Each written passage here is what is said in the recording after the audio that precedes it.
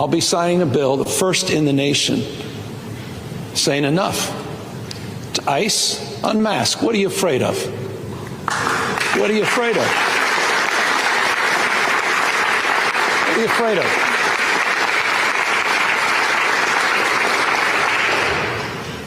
If you're going to go out and you're going to do enforcement, provide an ID. Tell us which agency you represent. Provide us basic information that all local law enforcement is required to provide.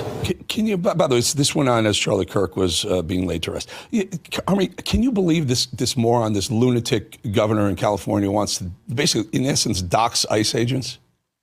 This preening hypocrite forced millions of us in California to wear masks against our will on a, frankly, scientifically dubious basis.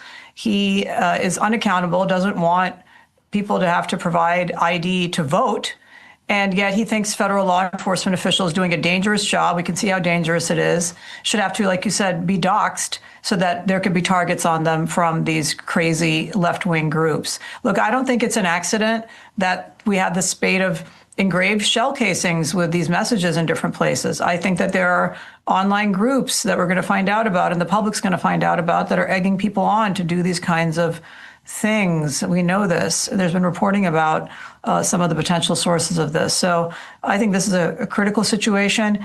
Every American who has a leadership position, including Democrat governors, have a responsibility to keep the peace and not put targets on the backs of anybody, much less people who are carrying out law enforcement, state or federal. So they need to be more responsible, and then we all need to really be vigilant about this increased threat. Tell us, you mentioned something there.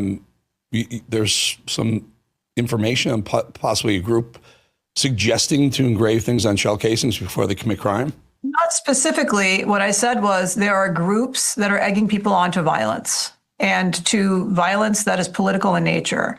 There are Discord groups. I mean, I think that's been widely reported. There are groups that are Antifa related. There are trans related groups.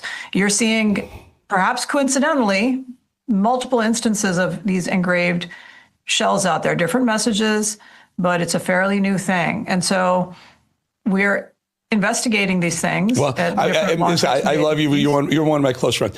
You said not coincidentally.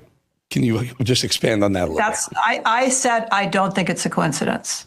That's what I said. That's my hunch. Okay. We're going to find out the results. I would agree of the with you. Just for the record, I would agree with you. I think you'll probably find groups, and you'll probably find groups that are funded by, I don't know, maybe people we've spoken about in the past.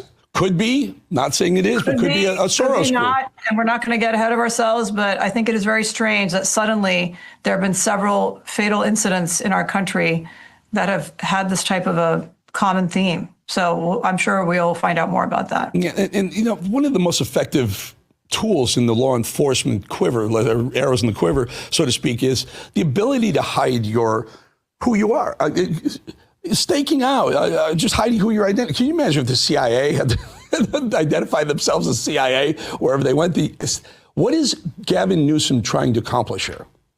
Well, Gavin Newsom is politically illiterate, because the fact that state officials are required to show badges is completely irrelevant to the fact that federal law enforcement has supremacy over state law enforcement on areas that are for the federal government to handle, namely border security, immigration, deportation. California's laws simply do not apply. They can have press conferences and distastefully during a important time of grieving in this country and grandstand and be fake, but it doesn't matter, Gavin. Your law is not constitutional. It will not be upheld in court. It is silly. It is silly virtue signaling, and it is embarrassing for a state legislature to waste its time doing this instead of doing its job to keep its citizens safe.